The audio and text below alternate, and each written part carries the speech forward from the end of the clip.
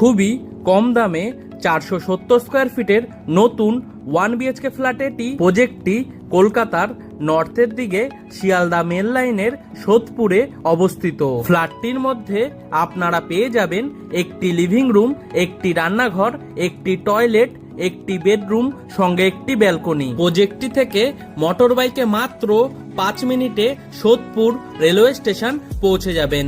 তাছাড়াও পায়ে হেঁটে মাত্র 4 মিনিটে বিটি রোড বাস স্টপে পৌঁছে যাবেন। ফ্ল্যাটটি G+4 উইথ লিফট।